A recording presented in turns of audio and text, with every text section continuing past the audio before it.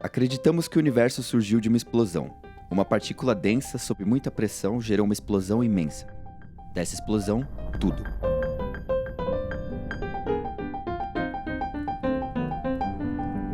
No meio desse tudo, após muitos e muitos anos, surge um planeta. Tão pequeno que, comparado a tudo, é insignificante. Temos um sol, temos uma lua, temos mares e terra. Outra coisa que acreditamos é que a vida surgiu de uma sopa quente e nutritiva. Ali surgiu a primeira vida. Esse nosso parente gerou as plantas, gerou os animais e, entre eles, gerou gente. Muitas plantas e muitos animais. E muita gente.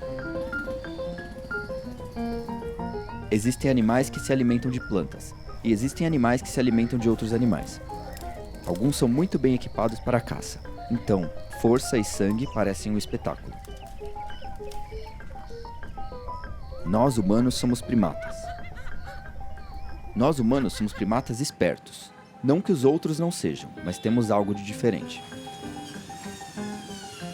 Nós conseguimos desenvolver ferramentas. Nós conseguimos desenvolver uma comunicação complexa. Nossa curiosidade desbrava limites, ultrapassa obstáculos. Isso tudo seria muito bom se vivêssemos em harmonia, mas nem sempre isso acontece. Há quem diga que a maldade nasceu quando um anjo se rebelou contra um deus. Esse anjo foi expulso do paraíso e comanda toda a maldade em seu exílio no inferno. Os humanos se tornaram maus quando, tentados pelo exilado, desobedeceram esse deus e comeram um fruto proibido. Há quem diga que o homem é o lobo do homem, ou seja, que o predador do ser humano é ele mesmo. Também tem quem diga que o ser humano é bom por natureza, mas a maldade surgiu quando alguém disse: "Essa terra é minha", e outro alguém acreditou. Outros dizem que o ser humano é uma folha em branco, e o ambiente em que vive o faz bom ou mal. Pode ser que a maldade seja colocar sua vontade pessoal à frente da vontade dos outros. Pode ser somente um juízo de valor, que existe apenas sob o ponto de vista de quem julga, levando em conta seus privilégios ou a falta deles, seus direitos ou a falta deles. Com tudo isso, sabemos que, vendo de fora, como um deus ou um extraterrestre, existe algo errado conosco. Dizem que matar é maldade, e a guerra contra a maldade já matou muita gente. Então, às vezes, dizem que matar não é maldade, é justiça. Alguns humanos julgam outros como maus e lutam. Quando essa guerra atinge grandes proporções, é isso que acontece.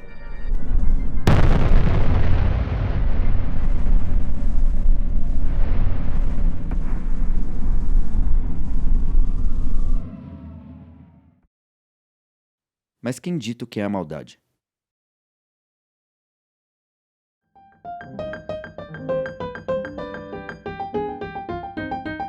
Para a gente começar a falar de maldade, o ideal é que a gente primeiro tire esse conceito, né, de um lugar religioso.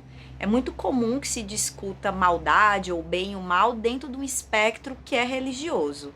Mas como é que a gente olha a maldade, o conceito de mal, como algo que é construído socialmente, que é construído dentro de um momento histórico por uma sociedade e também baseado nos valores morais que essa sociedade defende. Falando sobre o conceito dominante de maldade que a gente vê na sociedade, é um conceito profundamente formalista. Analisa a realidade parada, de modo estático, e não compreende a realidade no seu movimento.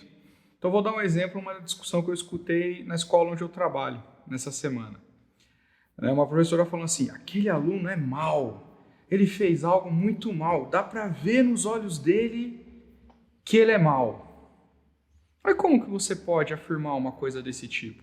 Logo, o mal ele é criado por uma determinada sociedade, por um determinado momento histórico, por um determinado conjunto de valores. Como a gente pensa, por exemplo, no nazismo, que dizimou diversas pessoas, milhares, né, para além até dos judeus, legitimando uma certa maldade, legitimando pessoas inferiores ou superiores. Vou dar um exemplo polêmico aqui, os massacres nas escolas. Tragédias, assim, é muito difícil até de falar nisso, ainda mais eu como professor. Mas será que é correto a gente falar que essa pessoa que fez isso, ela é simplesmente má, ela tem uma maldade essencial nela? Será que foi essa a questão? Será que é tão simples assim? Nesse momento a gente está fazendo essa gravação aqui próximo à Avenida Paulista, onde se a gente circular, a gente vai ver milhares de pessoas morando na rua, milhares de pessoas sem ter o que comer, como sobreviver, e a gente naturalmente circula por esses meios e aceita esta maldade. Poxa, como é que a gente banaliza a vida humana nesse ponto? Por exemplo, alguns filósofos como Kant vão dizer que a vontade diabólica não existe, né? Que seria a maldade absoluta, pura, a pessoa nasce com isso daí. Alguns filósofos, né, vão dizer que isso não existe. Isso daí, o que existem são ações más.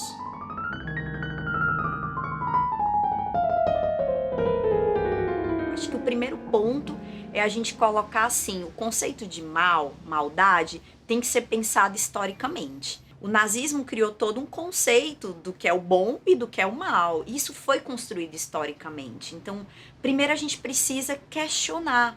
Não é um conceito blindado, é um conceito que tem que ser pensado. Como alunos que eu já tive que foram presos, que eles não têm pai, a mãe foi presa, criados com a avó, muitas vezes um tio distante, só vem a vida é muito brutal para ele. E aí qual é o ser humano que vai sintetizar dessa situação? A gente não pode esperar que seja um ser humano sensível à vida, à realidade, um ser humano que busque uma diversidade aí de formas de fruição da vida, porque ele nem sabe que essas formas de fruição existem. Porque isso não foi apresentado para ele. O que foi apresentado para ele foi violência, foi brutalidade. Quando a gente vai abrindo isso e mostrando como a maldade, né, é algo moralmente criado, a gente vai também mostrando como diz respeito a uma série de ideias que são políticas. E aí a gente vai vendo que tem interesse político por trás dessas ideias. Então dizer que algo é certo, correto e do bom, e dizer que algo é errado, ruim e mal, a gente tem que primeiro entender qual é o interesse político que tem atrás disso. O interesse político de dizer assim que certas vidas, certos corpos, certas famílias, tá tudo bem, tá tudo correto. E por que outras vidas, outros corpos e até outros modelos de família estaria errado? Será que numa sociedade onde todo mundo come bem, onde todo mundo estuda, onde todo mundo consegue usufruir dos objetos artísticos, culturais, será que a coisa aconteceria dessa forma?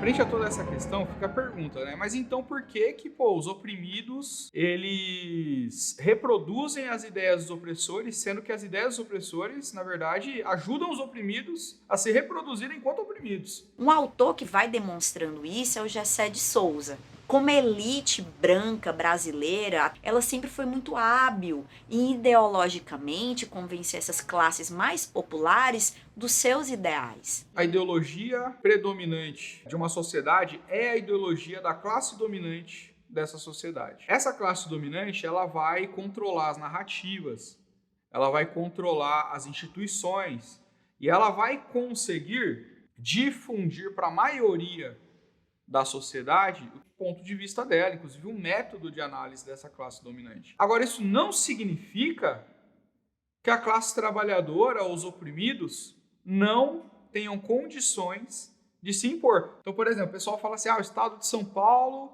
é um estado super reaça, tal, mas, se você vê o que acontece no interior de São Paulo, você vai entender por que o interior vota.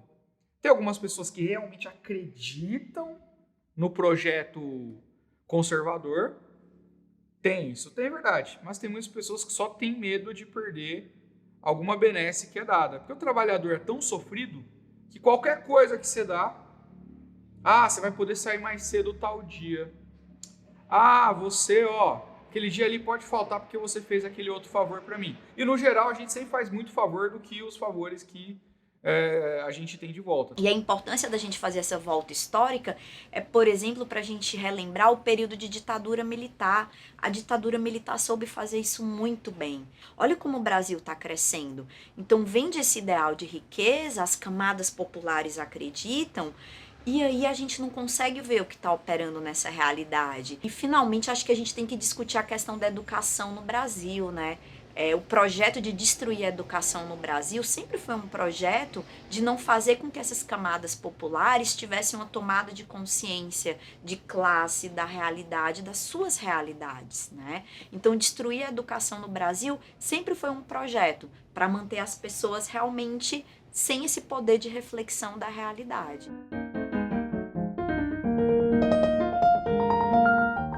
Na minha visão, para a gente começar a mudar as coisas, né, começar a mudar realmente a forma como, né, os seres humanos enxergam a nossa realidade, como a gente enxerga a nossa realidade, a gente, enquanto espécie humana, realmente mudar tudo isso daí, a gente precisa, essa é a minha visão, a gente precisa de uma revolução.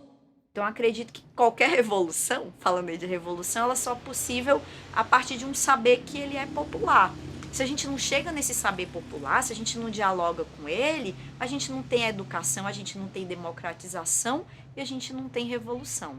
Acho que esse deveria ser um projeto importante aí para o futuro, para as esquerdas, né? Para que a esquerda ocupe esse lugar e para que ela chegue nessas populações também, C, D e E, num diálogo de escutar mesmo as necessidades dessas pessoas. Não é essa ideia de uma camarilha militarizada aqui, não, é os trabalhadores realmente fazendo com que toda a produção cultural, artística, material seja revertida no interesse do conjunto da população.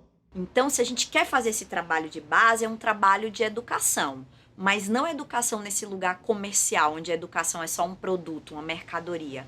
Mas a educação enquanto um lugar de precisamos pensar sobre a realidade. E a gente precisa pensar nessa educação crítica, né? O Paulo Freire dizia assim, a gente não tem que ensinar só Eva viu a uva e a pessoa repete a frase.